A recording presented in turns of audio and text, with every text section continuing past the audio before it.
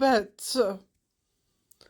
Apprendre l'arabe, cahier d'exercice pour débutants. Apprendre à lire et à écrire l'arabe avec la méthode syllabique. Oh, il y a Bibi et Super Cajoline. Qu'est-ce que vous faites là? Lola, je suis là. C'est moi qui apprends l'arabe. Voilà. Mais non, c'est moi, Lola. Non, c'est moi, Lola.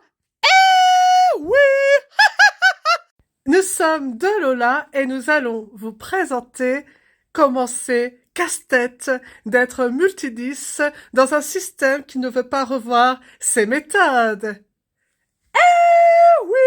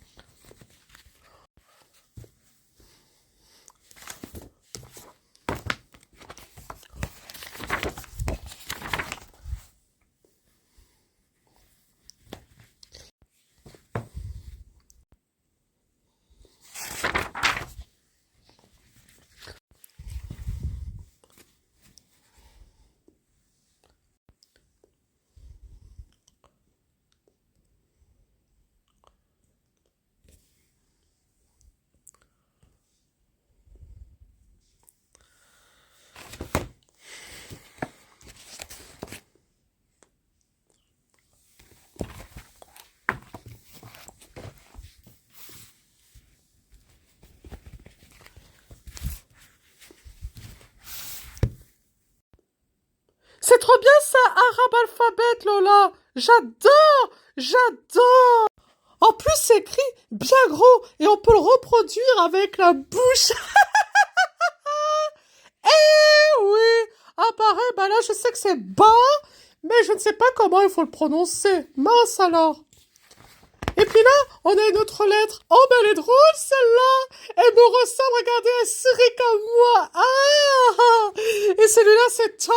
Mais je sais pas si c'est pas pareil qu'en français, alors, bah là, je suis perdue, là. Oh, je suis perdue. Oui, Lola, tu as très bien résumé les choses. Je suis perdue. Parce que, y a trop d'informations et elles ne sont pas regroupées pour que j'ai, les moyens mémotechniques de m'en souvenir. Ça va trop vite. On me donne aussi bien les lettres que les sons et à la fois leur déclinaison, mais sans que j'ai une carte mentale et en les réemployant. Parce que moi, j'ai besoin de répéter. Quand j'ai appris le français, je suis passée par une orthophoniste. Heureusement, ma mère a été là pour me faire des heures de lecture. Répète, répète, répète. Sinon, je ne serais jamais arrivée.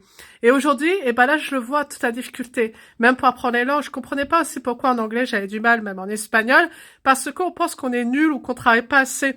Mais en fait, c'est parce qu'on n'a pas les bonnes méthodes. Quand on dit practice and practice juste en écoutant, pour moi, c'est pas possible. En plus, je suis devenue sourde unilatérale, alors imaginez, ça complique encore les choses. Et ça demande aussi de réapprendre.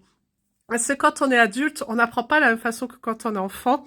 Donc on a encore plein de choses encore à faire. Puis on a acquis au fil du temps une sorte de robotisation qui fait que bah malheureusement ça redemande une nouvelle forme de concentration, se remettre dans des apprentissages et qu'on n'entretient pas. On n'entretient pas le cerveau comme il devrait être entretenu. Et dans mon cas, même l'orthographe, même en français, c'est très compliqué parce que comme je suis dysorthographique et également dyslexique, et ben le fait de ne pas l'entretenir, et ben maintenant je me retrouve à avoir des difficultés que j'avais à un moment donné pallier, même si ça sera jamais parfait. Mais voilà, donc dans mon métier d'auteur, bah ça se voit. Et même également si je vais devenir art thérapeute pour la saisie des comptes rendus, où il faut quand même que j'arrive à faire des comptes rendus sans trop de fautes. Mais quand je demande cette aide, on me l'apporte pas. Alors c'est très compliqué. Alors Lola, tu as un cahier avec des lignes, c'est ça, pour t'entraîner à écrire? Oui, j'ai un cahier avec des lignes. Alors, quand on était enfant, on avait un maître qui écrivait les lettres sur les lignes pour qu'on puisse recopier. Là, on me demande de faire ça toute seule. Alors, ça veut dire que je reste dans mes erreurs. Je n'ai pas quelqu'un qui va me dire « Non, ça, c'est pas comme ça. Tu t'y prends mal ou tu te compliques la vie. » Surtout que, bah, justement, j'ai du mal aussi en graphie, normalement. Puisque je suis aussi, en plus d'être dysorthographique, je suis dyspraxique. Donc, je cumule les 10. Et même dans les associations qui sont existantes pour les 10, elles traitent un 10 alors que moi j'ai plusieurs 10 cumulés. Alors ça veut pas dire que c'est que des handicaps, parce que dans certaines choses, je vais être même très performante. Mais dans les apprentissages, j'ai besoin souvent plus de temps et j'ai besoin vraiment qu'on m'aide de façon mémotechnique. Alors, le e-learning a ses limites parce que je vais comprendre, mais je vais pas me sentir maîtresse de la situation.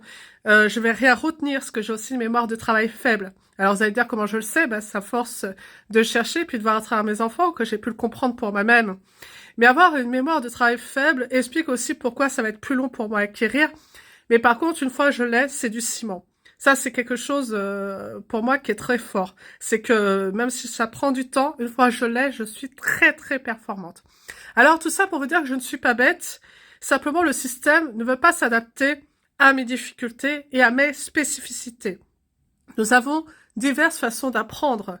Et donc, quand on cherche un emploi, surtout quand on n'a pas choisi la situation dans laquelle je suis, et dans le cas aussi, j'ai fait des dénonciations quand je faisais aussi les formations, où souvent, bah, il y avait pas mal de salariés qui ne se retrouvaient pas dans les façons de faire, parce que c'est pas qu'un problème de 10, c'est aussi un problème qu'on veut aller toujours trop vite et qu'on ne fait pas attention si la personne elle comprend ou pas.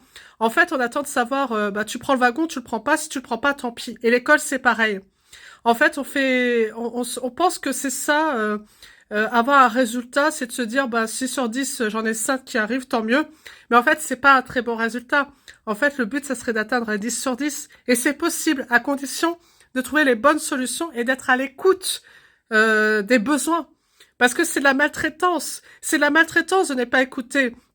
Quand une personne n'y arrive pas, quand elle vous l'exprime en plus, quand elle vous dit que ça va trop vite, quand elle vous dit que sur écran, c'est compliqué, quand elle vous dit qu'elle a besoin d'un support écrit, quand elle vous dit que c'est écrit trop petit, quand elle vous dit qu'il faut répéter, qu'elle a besoin d'appliquer, eh ben, c'est pas de grands mots ce que je vous dis. C'est bien ce que je suis, je me connais très bien.